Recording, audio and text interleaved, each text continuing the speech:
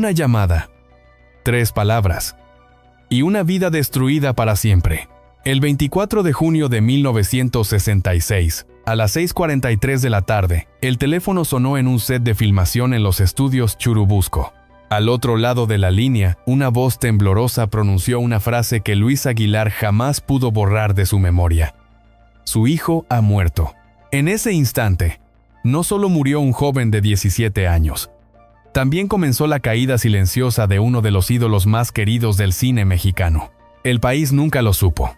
No hubo titulares grandes, no hubo fotografías, no hubo declaraciones, solo un informe policial que desapareció, una pistola que nadie quiso explicar y una familia obligada a callar durante décadas. Mientras México seguía aplaudiendo al charro valiente, en su propia casa se instalaba una culpa que jamás encontraría descanso. Lo que oficialmente fue catalogado como un accidente doméstico se convirtió en una herida abierta que atravesó 3 generaciones. Porque aquella tarde no terminó con un disparo. Continuó con el alcohol, el silencio, la distancia entre padre e hijo y una herencia emocional que ningún aplauso pudo borrar. Esta no es la historia del actor famoso. Es la historia del hombre que, detrás del sombrero y la sonrisa, cargó un secreto tan pesado que terminó destruyendo todo lo que amaba. Antes de que el silencio se apoderara de su casa, Luis Aguilar fue, ante los ojos de México, el retrato perfecto del orgullo nacional. El charro impecable, la voz firme, el hombre que parecía haber nacido con un sombrero bien puesto y el destino resuelto. Pero esa imagen tan repetida en pantallas y carteles ocultaba un origen mucho más áspero y una herida temprana que jamás terminó de cerrar. Hermosillo, Sonora, 1918. El calor no daba tregua y la vida tampoco. Luis Aguilar Manso nació en una familia modesta, donde el trabajo llegaba antes que los sueños. Su padre era obrero. Su madre, una mujer de fe estricta, le enseñó a rezar antes de enseñarle a leer. Desde niño aprendió que nada se regalaba, que cada peso se sudaba y que el cansancio era parte natural del día. A los 12 años ya ayudaba cargando redes en el puerto, con las manos ásperas y el olor a sal pegado a la piel. No hubo infancia dorada. No hubo padrinos poderosos.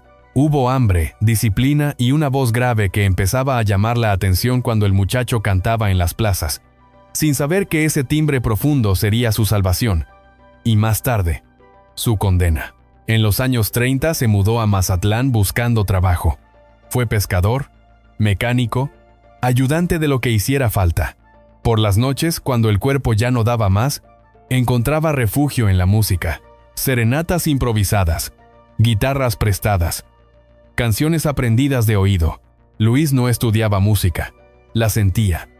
Y esa intuición, casi salvaje, fue la que empezó a abrirle puertas. La radio llegó primero. Luego, el cine. En 1944, cuando Raúl de Anda lo invitó a probar suerte en la pantalla grande, Luis no sabía actuar. Y ese fue precisamente su mayor atractivo. No interpretaba al charro, lo era. Cabalgaba como quien ha vivido entre polvo y animales. Miraba a cámara sin artificios. Cantaba sin impostar. El público lo creyó desde el primer plano. Películas como Sota, Caballo y Rey, El Gallo Giro, El Siete Machos y El Potro Salvaje lo convirtieron rápidamente en sinónimo de valentía, honor y masculinidad. En los años 50, su nombre ya se pronunciaba junto al de Pedro Infante y Jorge Negrete. Para muchos, formaban el trío sagrado del cine ranchero. 3 hombres, 3 mitos, una misma promesa: representar al mexicano fuerte, noble, invencible. Pero mientras la fama crecía, algo empezaba a resquebrajarse lejos de los reflectores. Luis se casó joven con Ana María Almada.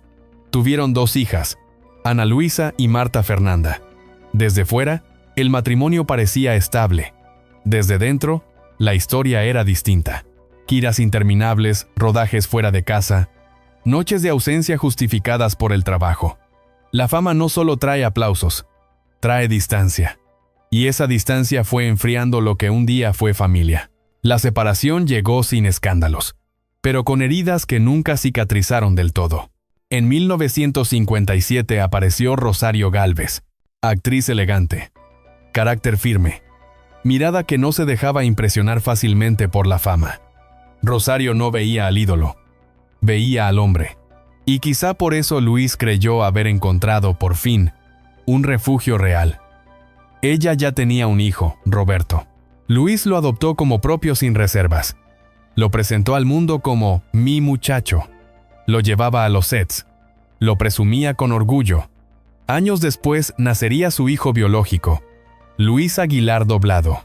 La familia, ahora sí, parecía completa. Pero la felicidad tenía grietas invisibles. El temperamento de Luis era volátil. La presión del éxito, la exigencia constante, la necesidad de no fallar nunca ante un país entero, comenzaron a pasar factura. El alcohol entró a su vida sin anunciarse, como suele hacerlo en los camerinos y las cantinas después de las funciones.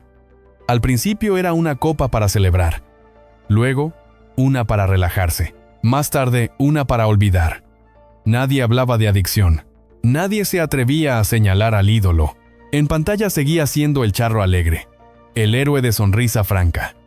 En casa, Rosario aprendía a leer los silencios, a soportar noches largas, a cubrir ausencias con explicaciones suaves para los niños. Roberto crecía admirando a su padre adoptivo, imitándolo frente al espejo, copiando sus gestos, soñando con ser como él. Luis lo veía y se veía a sí mismo. Ese reflejo lo llenaba de orgullo y de miedo, porque, sin saberlo, el hombre que conquistaba a México estaba construyendo una vida sostenida por equilibrios frágiles. Demasiada fama, demasiada exigencia, demasiado silencio alrededor de lo que dolía. A comienzos de los años 60, Luis Aguilar estaba en la cima absoluta. Más de 100 películas, giras internacionales, reconocimientos oficiales, homenajes. Presidentes lo saludaban, festivales lo aplaudían. Era, para muchos, la encarnación del éxito. Pero la década que consolidó su leyenda fue también la que preparó el terreno para la tragedia. En casa, las discusiones se volvieron más frecuentes. El alcohol dejó de ser ocasional. Rosario, firme pero cansada, empezaba a comprender que amar a un ídolo tenía un precio alto. Roberto, ya adolescente, seguía siendo el orgullo de su padre. Inteligente, bromista, siempre buscando su aprobación. Nadie imaginaba que ese vínculo tan profundo sería poco después el origen de una culpa imposible de borrar. Porque hay historias que no avisan. No llegan con música dramática ni con señales claras. Llegan de golpe, como un disparo en una habitación silenciosa. Y ese disparo estaba cada vez más cerca. En la próxima parte, una tarde aparentemente normal se transformará en el punto de quiebre definitivo. Un arma de entrenamiento, un juego frente al espejo, y una decisión o un descuido que cambiaría para siempre el destino de Luis Aguilar y de toda su familia.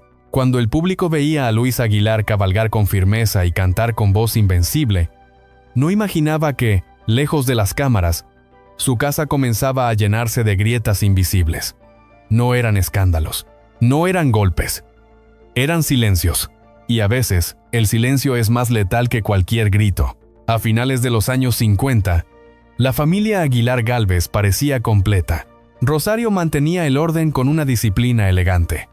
Roberto, el hijo adoptivo, crecía entre libretos y camerinos, convencido de que su destino estaba ligado al de su padre.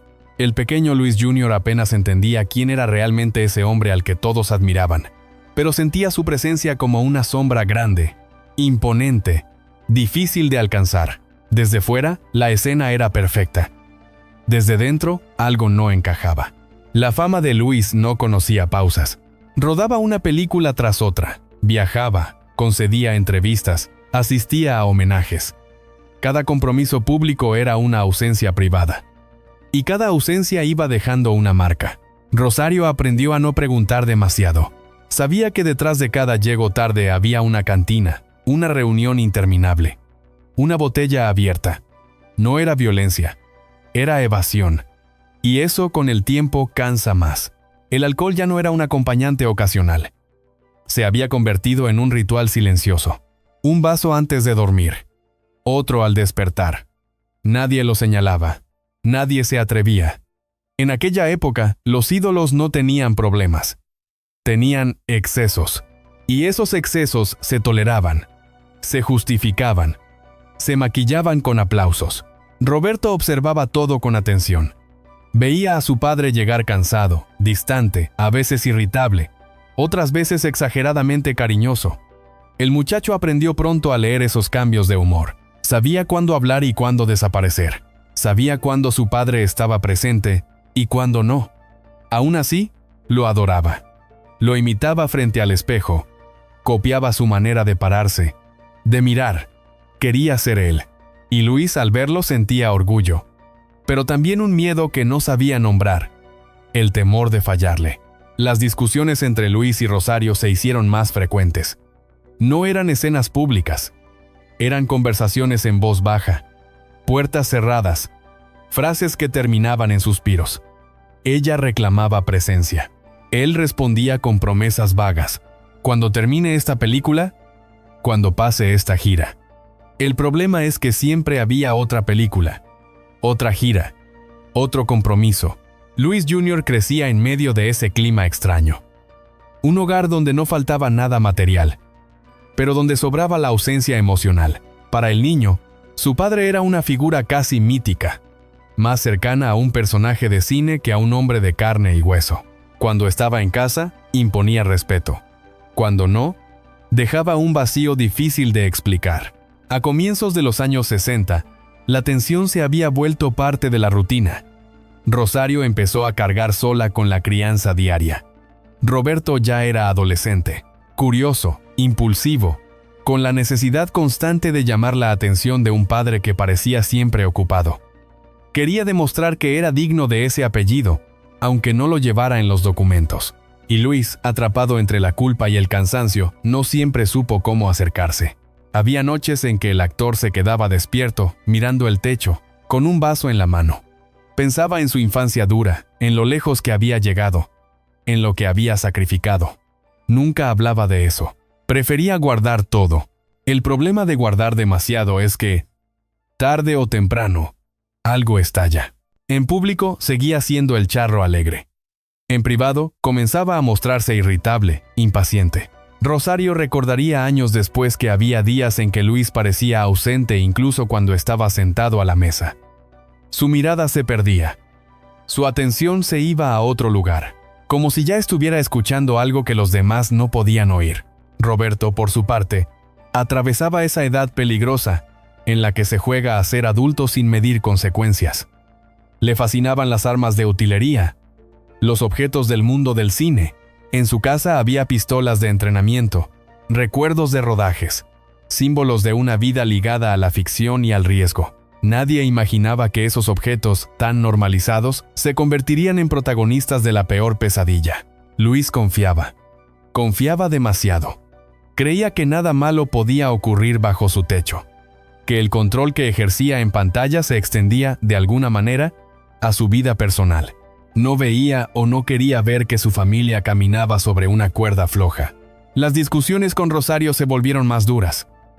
Ella le reclamaba su distancia con los hijos. Él respondía con frases cortantes o con silencio. A veces se iba de casa por horas, otras se encerraba a beber. El matrimonio empezaba a mostrar señales claras de agotamiento, pero nadie hablaba de separación. En aquella época, separarse era fracasar. Y Luis Aguilar no sabía fracasar en público.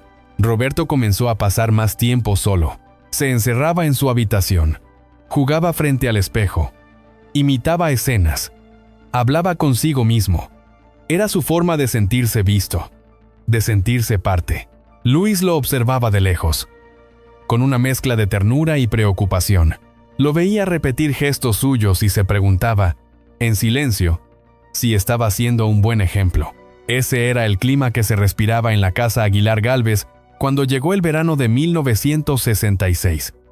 Un clima cargado de cosas no dichas, de emociones reprimidas, de cansancio acumulado.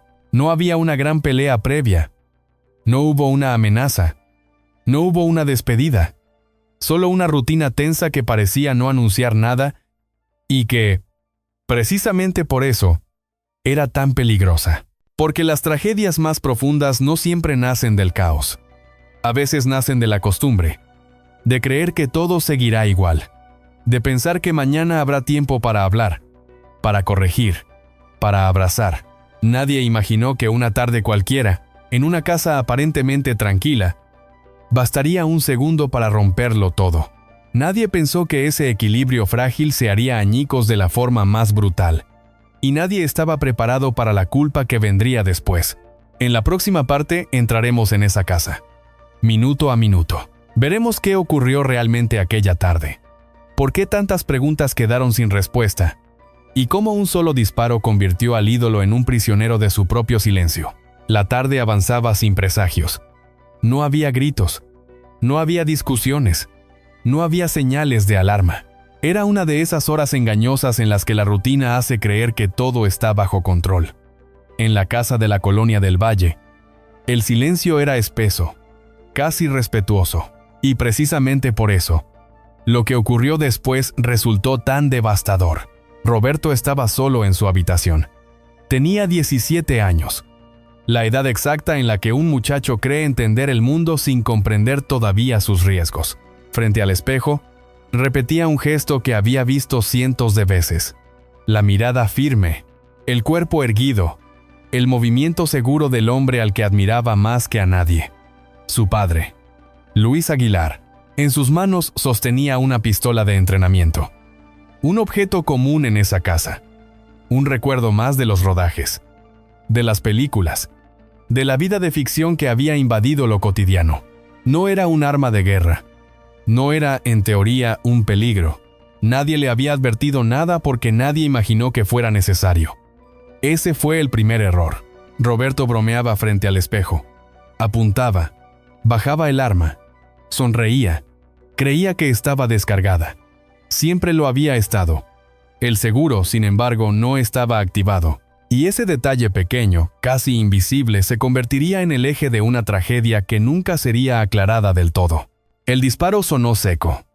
Breve. Definitivo. El proyectil entró por la mejilla izquierda y se alojó en el cráneo. No hubo tiempo para gritar. No hubo tiempo para pedir ayuda. La muerte fue instantánea.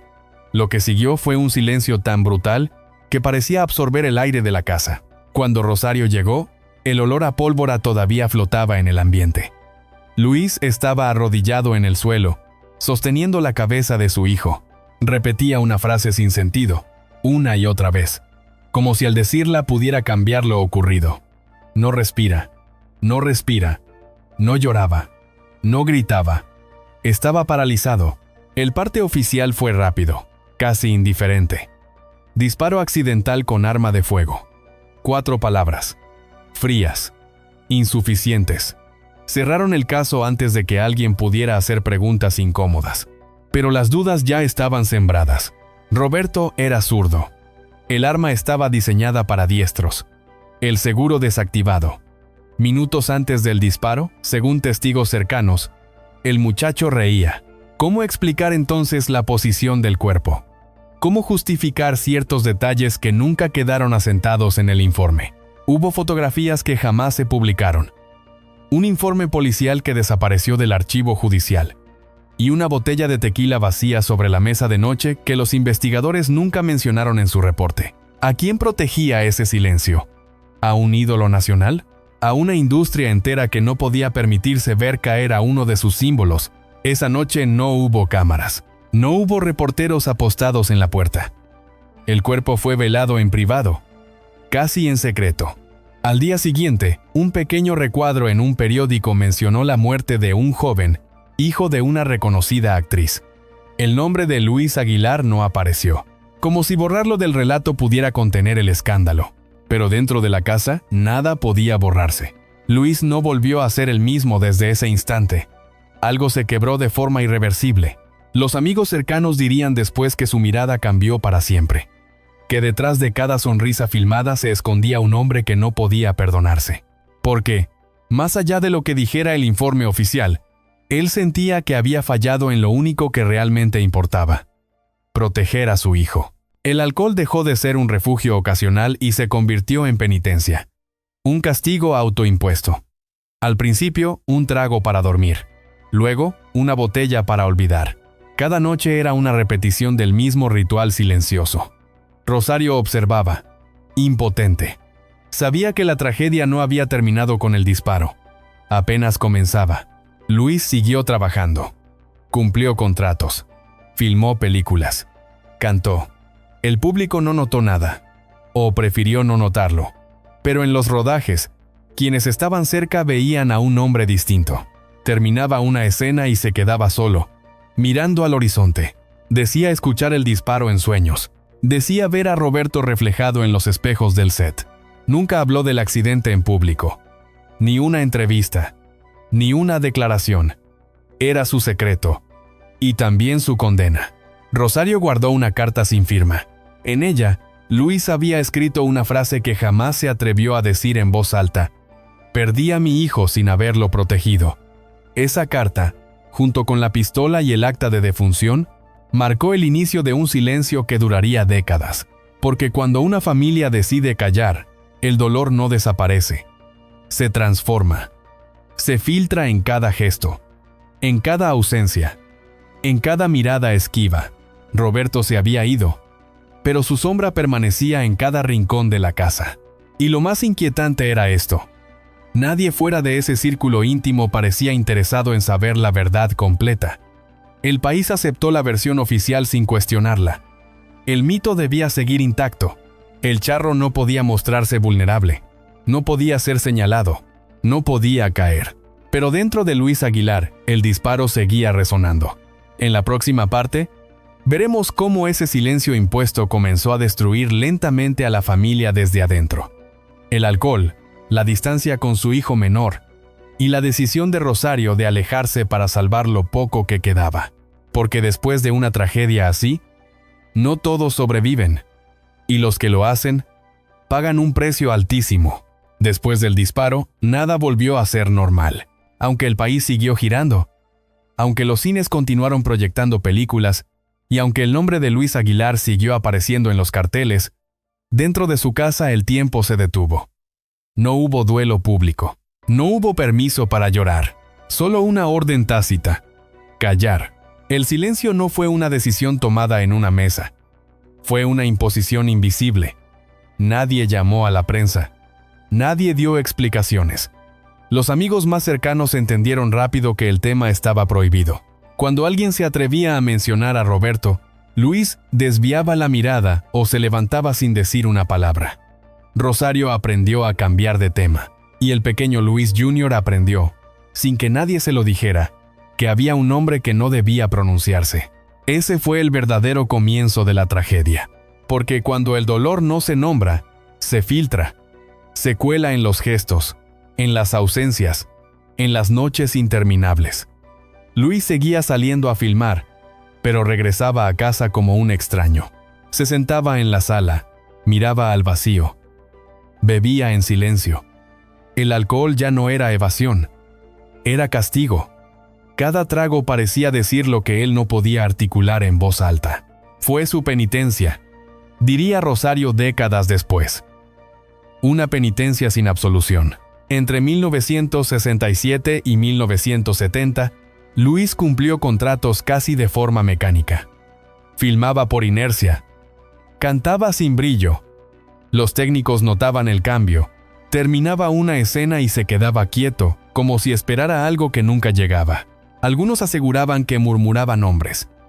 Otros decían que evitaba los espejos, porque cada reflejo le devolvía la imagen de un muchacho que ya no estaba. En casa, la distancia con su hijo menor se volvió abismo. Luis Jr. tenía apenas 9 años cuando empezó a sentir que su padre estaba físicamente presente, pero emocionalmente ausente.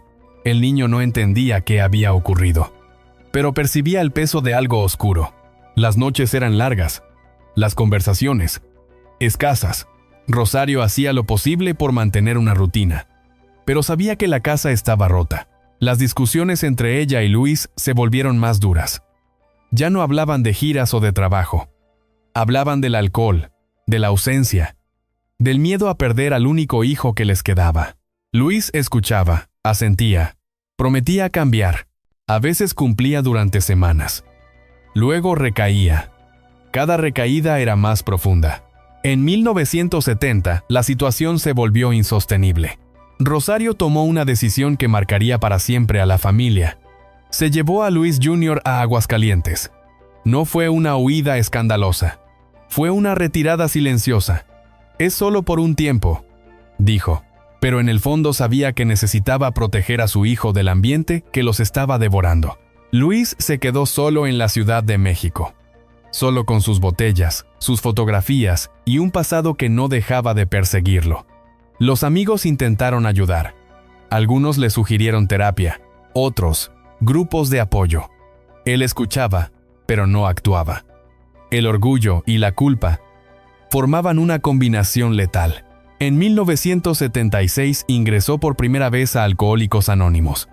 Duró 3 meses sobrio. 3 meses de intentos torpes por reconstruir algo que ya estaba fracturado. Luego recayó, y con cada recaída la sensación de fracaso se hacía más pesada. El disparo nunca dejó de sonar en su cabeza, confesó un amigo cercano. Mientras tanto, el público seguía viendo al charro de siempre. Nadie sabía que el hombre que cantaba al amor y al honor apenas podía sostenerse en pie fuera del escenario. Nadie imaginaba que cada aplauso le recordaba lo que había perdido. El éxito que antes lo impulsaba, ahora lo aplastaba. Rosario, desde la distancia, intentaba mantener un vínculo. Llamadas breves, visitas esporádicas. Luis Jr. crecía lejos de los reflectores, pero cargando el peso invisible de un apellido famoso. En la escuela le hablaban de su padre como leyenda. Él sonreía por cortesía, sin saber cómo explicar que ese héroe apenas existía en su vida diaria. A finales de los años 70, la salud de Luis comenzó a deteriorarse. Hipertensión, úlceras, ansiedad crónica. Los médicos le recomendaron descanso. Pero, ¿cómo descansa alguien que no puede huir de sí mismo? Seguía grabando canciones rancheras que sonaban a despedida, a confesión velada. Una de ellas, El hijo que soñé, parecía escrita desde la culpa más profunda. Nunca concedió una entrevista sobre la muerte de Roberto. Nunca aclaró nada. Nunca pidió perdón en público. El país no se lo exigía. La industria tampoco. Pero él se lo exigía cada noche. Ese silencio, sostenido durante años, no solo lo estaba matando a él, estaba marcando a su hijo menor, estaba desgastando a Rosario, estaba convirtiendo a la familia en un territorio de sombras, porque los secretos no se quedan quietos, se mueven, se heredan, se transforman. Y aunque nadie lo sabía aún, lo peor no había pasado. Porque la culpa no solo destruye al que la carga, también alcanza a quienes lo aman. En la próxima parte, veremos el reencuentro incómodo entre padre e hijo, el intento tardío de redención, y cómo, incluso cuando Luis Aguilar logró levantarse, el daño ya estaba hecho. Porque hay caídas de las que uno se levanta y otras que dejan cicatrices para toda la vida. Cuando Rosario se llevó a Luis Jr. a Aguascalientes, no lo hizo para castigar a Luis Aguilar. Lo hizo para salvar lo que quedaba, para rescatar a un niño de un hogar donde el silencio pesaba más que las palabras y donde cada botella abierta era una amenaza latente. A simple vista fue una mudanza temporal. En realidad, fue una ruptura emocional que marcaría para siempre la relación entre padre e hijo. Luis Jr. tenía 9 años. Demasiado pequeño para entender la muerte, pero lo suficientemente grande para sentir la ausencia. Sabía que algo grave había ocurrido antes de irse. Sabía que había un nombre prohibido. Sabía que su padre estaba triste de una manera que no se curaba con abrazos. En Aguascalientes, Rosario intentó construir una rutina. Escuela, misa los domingos, comidas a la hora exacta. Una vida normal, lejos del ruido del cine y de la fama. Pero el apellido viajaba con ellos. En cada aula, en cada reunión familiar, alguien terminaba preguntando por su padre. «Tu papá era un charro de verdad», decían. El niño sonreía por educación, sin saber qué responder. Porque el charro que México idolatraba era, para él, una figura distante, casi ajena. No lo odiaba. Tampoco lo conocía. Las llamadas eran esporádicas, cortas, incómodas. Luis Aguilar hablaba poco. Preguntaba por la escuela. Prometía visitas. A veces cumplía. Otras no. Cuando aparecía, lo hacía con regalos, con sonrisas forzadas, con una energía que se apagaba rápido. Padre e hijo se miraban sin saber qué decir. No había peleas. Había vacío.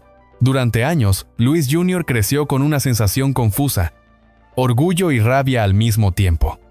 Orgullo por llevar un apellido legendario. Rabia por sentir que ese apellido pesaba más que la presencia real de un padre. Rosario observaba todo con cuidado. Nunca habló mal de Luis. Nunca lo defendió del todo. Eligió el camino más difícil. El silencio protector. Cuando el muchacho cumplió 16 años, Rosario decidió que ya no podía postergar el encuentro. Lo llevó de vuelta a la Ciudad de México. Luis Aguilar estaba sobrio, recién salido de Alcohólicos Anónimos. Más delgado, más callado, más viejo. El reencuentro fue torpe. No hubo lágrimas. No hubo discursos. Solo un abrazo largo, incómodo, cargado de cosas no dichas. «Te he fallado», murmuró Luis al oído de su hijo. Fue la primera vez que lo reconoció. No explicó, no se justificó, no habló del pasado. Pero esa frase abrió una grieta distinta, una por la que entraba, al menos, la posibilidad de algo nuevo. A partir de entonces comenzó una reconciliación lenta. Demasiado lenta para borrar años de ausencia. Demasiado frágil para llamarla normalidad. Luis intentaba estar presente, pero no sabía cómo. Había pasado la vida actuando para cámaras, no para su propio hijo. Rosario regresó poco a poco a la capital. La familia volvió a compartir un mismo espacio, aunque no un mismo silencio. En los años 80, Luis Aguilar regresó a los escenarios con otra energía. Ya no pretendía ser el héroe invencible. Su voz sonaba más grave, más confesional. Cantaba como quien se desnuda sin decirlo. El público aplaudía al ídolo maduro. En casa, el hombre seguía aprendiendo a ser padre. Luis Jr. asistía a los sets. Observaba desde un rincón. Veía a un hombre que buscaba redimirse frente a las cámaras, por errores cometidos lejos de ellas. Entendió pronto que su padre estaba intentando reparar algo que quizá no tenía arreglo completo. No lo rechazó. Tampoco se entregó del todo. Aprendió a mantener una distancia segura. En ese hogar, el silencio cambió de forma. Ya no era hostil. Era una especie de pacto. No se hablaba de Roberto. Nunca. Rosario desviaba la conversación. Luis bajaba la mirada. El hijo aprendió que había preguntas que no debían formularse. Así se heredan las ausencias. No con gritos, sino con temas prohibidos. Luis Jr. creció y eligió un camino distinto. No quiso cine. No quiso reflectores. Buscó una vida discreta. Trabajos normales. Un negocio pequeño. Una familia propia. Intentaba, sin saberlo, romper un ciclo. En entrevistas posteriores admitiría una frase demoledora. Mi padre fue un gran hombre cuando estaba presente. El problema es que casi nunca lo estaba. Il se desconcolasí iscarmedis. Con los años, la relación se volvió cordial, respetuosa, pero distante. El alcohol ya no dominaba a Luis Aguilar, pero había dejado marcas. El tiempo perdido no se recupera. Rosario enfermó, y entonces, por primera vez en mucho tiempo, Luis mostró una ternura constante. La cuidó hasta el final. Cuando ella murió, guardó sus cenizas en casa, junto a las medallas del cine.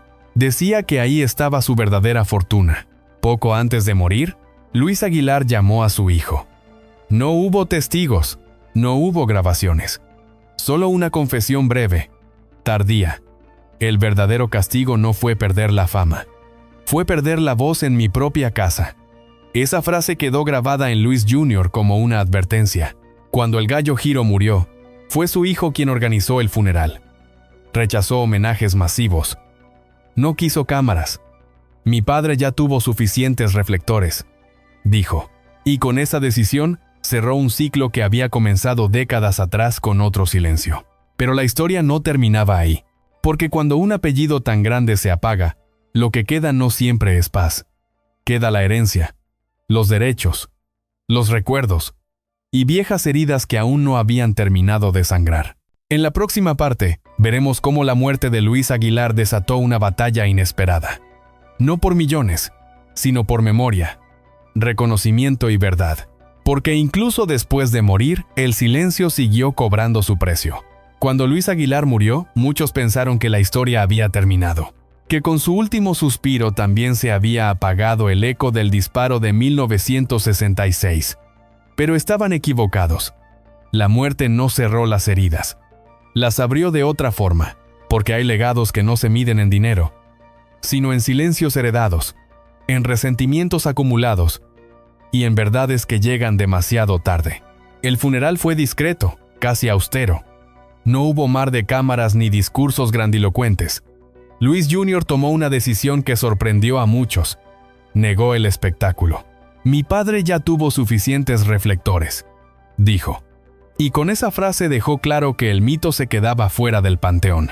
Lo que se enterraba ese día era un hombre cansado, marcado por la culpa, acompañado solo por quienes realmente lo conocieron.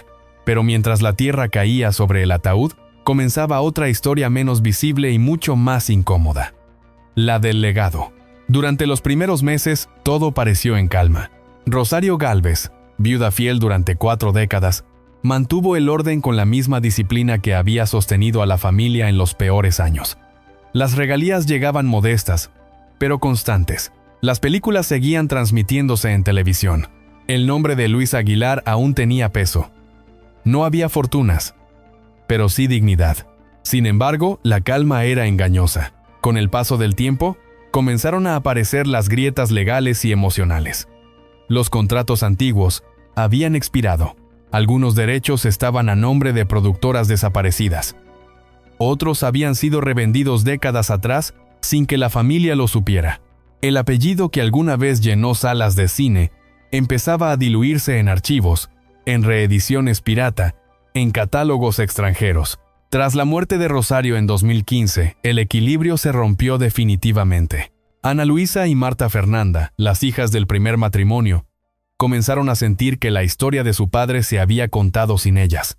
Durante años habían permanecido al margen, lejos de los homenajes, lejos de las entrevistas. Veían cómo Rosario y Luis Jr. aparecían como los únicos herederos visibles del mito. No reclamaban dinero, reclamaban reconocimiento. El conflicto nunca explotó en tribunales.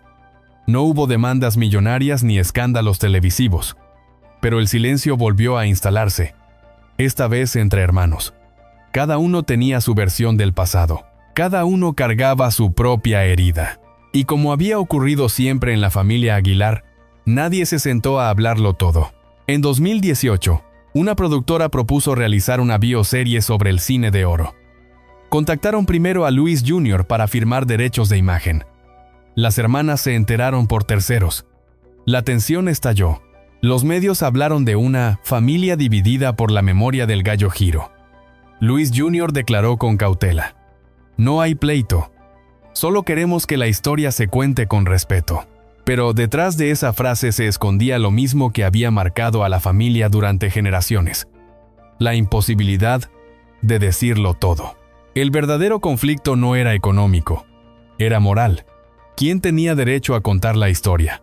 ¿Quién había sufrido más la ausencia? ¿Quién cargaba con la culpa heredada? No había respuestas simples, solo silencios que se repetían como un eco antiguo. Mientras tanto, las regalías se reducían. Los derechos de las películas pasaban a manos de distribuidoras extranjeras. El nombre de Luis Aguilar seguía siendo famoso, pero su familia apenas conservaba objetos personales. Un sombrero negro, una guitarra, un anillo de plata y una carta manuscrita que decía: «No dejen que el nombre Aguilar sirva para pelear, sirva para recordar». Ese mensaje, tan claro y tan tardío, parecía resumir toda una vida. Luis Jr., que había crecido lejos del ruido, eligió mantenerse en un perfil bajo. Trabajos normales, rutinas simples. Asistía a reuniones de alcohólicos anónimos, como su padre décadas atrás. No hablaba de fama. Hablaba de culpa, de perdón, de cómo sobrevivir a un apellido que pesaba más que cualquier herencia material.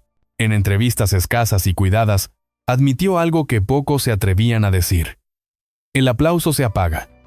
El silencio permanece. Lo que haces con ese silencio te define.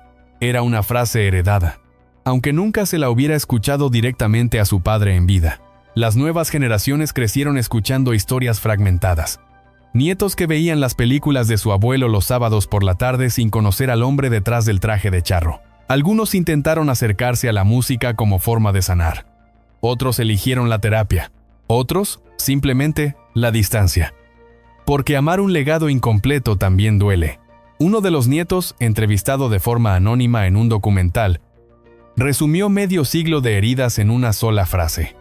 Cuando creces con un apellido que todos aman, aprendes a amar desde lejos, por si algún día también te abandonan. Esa era la herencia emocional que nadie había querido nombrar. Así, la redención de Luis Aguilar quedó incompleta. Intentó reparar, intentó pedir perdón, intentó cambiar, pero el tiempo no concede prórrogas. Lo que no se dice a tiempo se convierte en peso para otros, y ese peso siguió cayendo sobre quienes llevaban su sangre. Sin embargo, algo empezó a cambiar. De forma lenta, casi imperceptible. Algunos miembros de la familia comenzaron a hablar, a reconocer el dolor, a aceptar que el mito había sido también una prisión. No para destruirlo, sino para entenderlo. Porque quizá la verdadera redención no estaba en limpiar el nombre, ni en recuperar derechos perdidos, ni en volver a encender los reflectores. Quizá estaba en algo mucho más sencillo y más difícil: romper el ciclo del silencio. En la próxima parte, veremos cómo esa herencia emocional alcanzó a la tercera generación, cómo los nietos del Gallo Giro cargaron con un pasado que no vivieron, y qué decisiones tomaron para no repetir la historia. Porque a veces la victoria más grande no es brillar, sino no volver a caer. Con la muerte de Luis Aguilar, muchos creyeron que el apellido Aguilar por fin podría descansar, que el tiempo haría su trabajo, que los recuerdos se acomodarían solos, que el pasado quedaría donde pertenece, atrás. Pero en las familias marcadas por el silencio, la historia no termina cuando muere el protagonista. Apenas cambia de forma. Y eso fue exactamente lo que ocurrió con la tercera generación. Los nietos del Gallo Giro no crecieron entre cámaras ni alfombras rojas. No hubo estudios de cine, ni fiestas de la industria, ni fotógrafos persiguiéndolos. Crecieron viendo las películas de su abuelo los sábados por la tarde, en televisores antiguos, mientras los adultos decían frases incompletas. Era un señor de los de antes, un charro de verdad. Nunca un hombre roto. Nadie les explicó por qué en la familia había temas prohibidos. Nadie les contó por qué ciertos nombres se evitaban.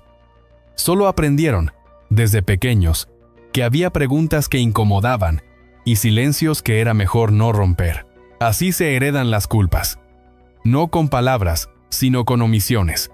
Sus padres, hijos de Luis Aguilar, habían crecido marcados por la ausencia emocional, por el alcoholismo, por la fama como barrera y no como puente. Sin proponérselo, repitieron patrones, relaciones frágiles, dificultad para expresar afecto, una tendencia constante a huir cuando algo se volvía demasiado intenso. El apellido pesaba, y cuando algo pesa demasiado, uno aprende a caminar con cuidado. Uno de los nietos recordaría años después que en su casa casi nunca se hablaba del pasado. No había peleas abiertas, pero tampoco confidencias. Era como vivir en una casa limpia, pero con las ventanas cerradas, diría. Esa sensación de aire estancado se convirtió en parte de su identidad. Algunos miembros de la tercera generación desarrollaron adicciones leves. Otros sufrieron ansiedad. Otros evitaron compromisos profundos. No sabían exactamente por qué, pero sentían que amar demasiado era peligroso, como si el abandono fuera una herencia inevitable. El disparo de 1966 ya no se recordaba como un hecho concreto, sino como una sombra que seguía caminando detrás de todos. En 2010, un documental sobre el cine de oro entrevistó a uno de los nietos, que pidió permanecer en el anonimato. Su frase fue demoledora: cuando creces con un apellido que todos aman, tú aprendes a amar desde lejos, por si algún día también te abandonan. Esa frase resumía medio siglo de historia familiar sin necesidad de fechas ni nombres. Mientras tanto, el legado material de Luis Aguilar se dispersaba. Tras la muerte de Rosario, la casa familiar fue vendida. Los vestuarios originales terminaron en manos de coleccionistas. Las fotografías de rodaje se repartieron sin orden. Cada objeto que salía de la casa era un hilo menos que mantenía unida a la familia. Y con cada venta, el apellido se volvía un recuerdo más abstracto. Uno de los nietos más jóvenes pasó algunos años en Estados Unidos. Estudió música en Los Ángeles. Amaba las rancheras, pero no desde la nostalgia, sino desde la curiosidad. Cuando decía su apellido, muchos le preguntaban si era pariente de Antonio Aguilar. Casi nadie recordaba a Luis. Esa confusión le dolía más de lo que admitía, no porque buscara fama, sino porque sentía que su abuelo había sido borrado sin ceremonia. Intentó impulsar un pequeño proyecto musical con canciones antiguas del repertorio ranchero, no para revivir la leyenda, sino para entenderla, para conectar con un pasado que le había sido entregado a medias. Pero incluso eso generó tensiones familiares. Algunos veían el apellido como algo que debía dejarse en paz, otros como una herida que solo sanaría si se miraba de frente. En 2015 se intentó crear una fundación con el nombre de Luis Aguilar. El proyecto fracasó, no por falta de dinero, sino por falta de consenso. Unos temían convertir el apellido en marca comercial, otros temían remover fantasmas. Al final, ganó el miedo. Y con él, otro silencio. La tercera generación entendió entonces algo que sus padres nunca habían podido formular. El verdadero legado no era la fama, ni las películas, ni las canciones.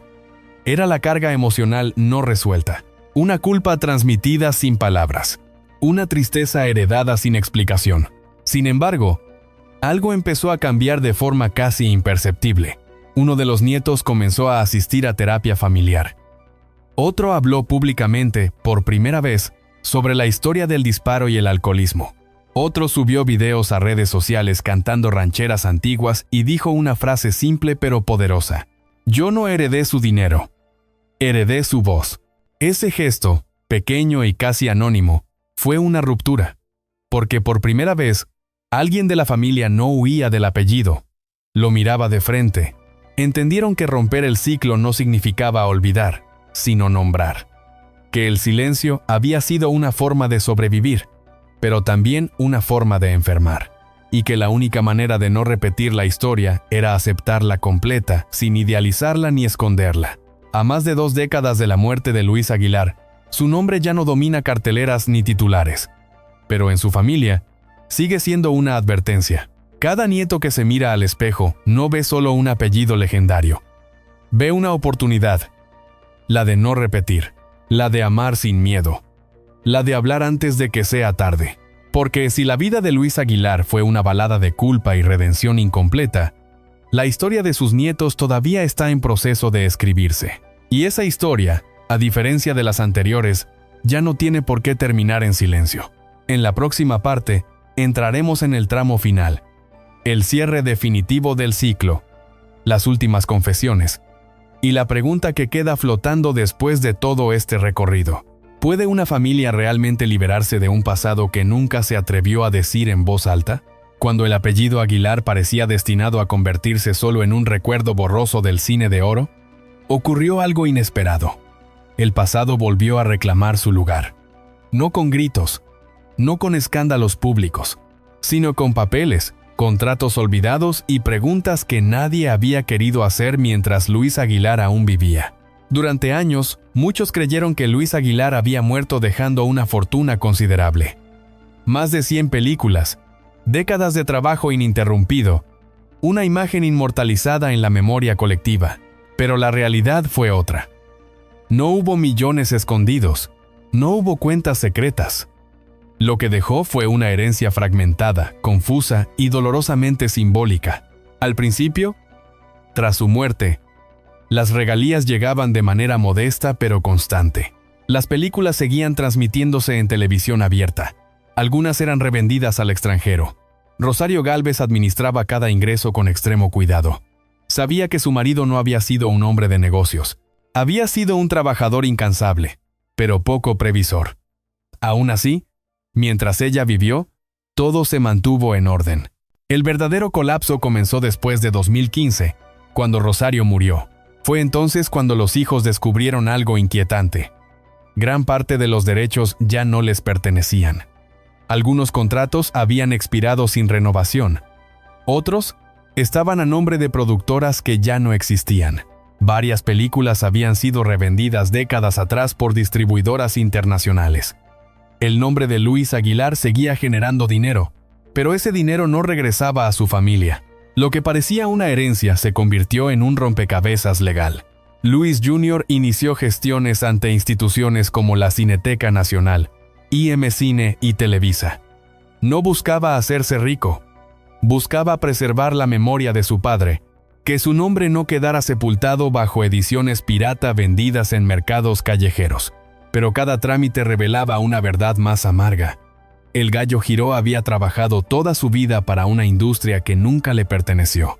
Mientras tanto, Ana Luisa y Marta Fernanda, las hijas del primer matrimonio, observaban el proceso con sentimientos encontrados. Durante años habían vivido alejadas del foco público. Ahora veían cómo la historia de su padre se contaba sin ellas.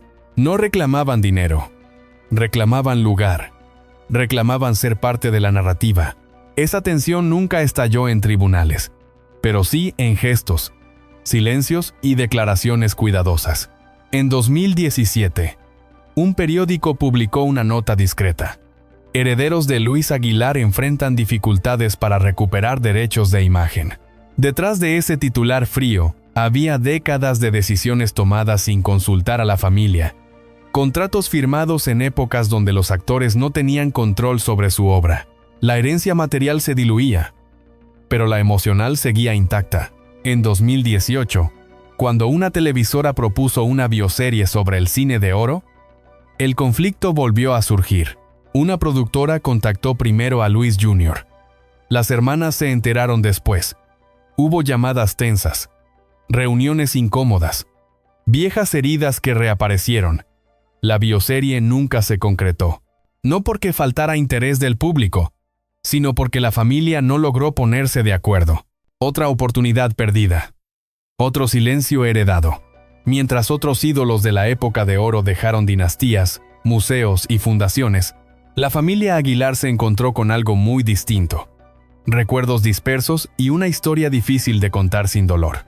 No había un imperio que defender. Había una memoria que reconstruir. Luis Jr. conservaba pocos objetos de su padre. Un sombrero negro, una guitarra gastada, un anillo de plata y una carta manuscrita que nunca mostró en público. En ella, Luis Aguilar había escrito: «No dejen que el nombre Aguilar sirva para pelear, sirva para recordar». Esa frase se convirtió en una especie de testamento moral. Pero recordar no siempre es fácil. Para Ana Luisa y Marta Fernanda, recordar significaba aceptar años de distancia y ausencia. Para Luis Jr., significaba cargar con la parte más oscura del pasado. El disparo, el alcohol, la culpa. Para los nietos, significaba intentar entender una historia que nunca se les contó completa. Así, la herencia de Luis Aguilar quedó suspendida en el aire. Sin fortuna, sin estructura, sin un relato unificado. Solo fragmentos de verdad repartidos entre generaciones que aprendieron a callar antes que a confrontar. Paradójicamente, fue esa falta de herencia material la que dejó al descubierto la verdadera herencia, una emocional. Culpa, miedo al abandono, dificultad para expresar afecto. Todo eso sobrevivió al actor, a la fama y al tiempo. Pero algo empezaba a moverse en silencio. Algunos miembros de la familia comenzaron a hablar entre ellos. No frente a cámaras, no para titulares, sino en espacios pequeños, privados. Reconocieron que el apellido no había sido una bendición absoluta, que también había sido una carga, y que quizá la única forma de honrar a Luis Aguilar no era proteger el mito, sino aceptar al hombre completo. Porque el verdadero legado no siempre es lo que se recibe en un testamento. A veces es lo que se decide no repetir. En la próxima parte, entraremos en el tramo final de esta historia. Las últimas confesiones, las decisiones que cerraron o no el ciclo, y la pregunta que sigue sin respuesta. ¿Puede una familia liberarse por completo de una herencia hecha de silencio? ¿O ese eco acompaña para siempre a quienes llevan el apellido? Cuando todo parecía dicho, cuando el apellido Aguilar ya no ocupaba portadas ni generaba disputas visibles, ocurrió algo que nadie esperaba. La familia empezó a hablar, no en entrevistas, no en documentales, sino en espacios pequeños, incómodos, lejos de los reflectores. Y ese acto, aparentemente simple, fue el más peligroso de todos, porque hablar significaba mirar de frente lo que durante décadas se había evitado. Para Luis Aguilar, el silencio había sido una forma de supervivencia. Para sus hijos, una herencia impuesta. Para sus nietos, un peso inexplicable que se manifestaba en ansiedad, distancias emocionales y una sensación constante de que algo estaba roto sin saber exactamente qué. Romper ese ciclo no era un gesto simbólico, era una amenaza directa a todo lo que la familia había construido para protegerse. Luis Jr. fue el primero en entenderlo con claridad. Años después de la muerte de su padre, comprendió que no bastaba con vivir en perfil bajo, con evitar escándalos o con rechazar homenajes. Eso solo perpetuaba el patrón. El silencio seguía ahí, intacto. Y mientras siguiera intacto, seguiría cobrando su precio. Por eso comenzó a hacer algo distinto. Nombrar. No en público, sino en privado. Con sus hijos. Con algunos miembros de la familia extendida. Empezó a hablar del alcoholismo de su padre. Del disparo de 1966. De la ausencia.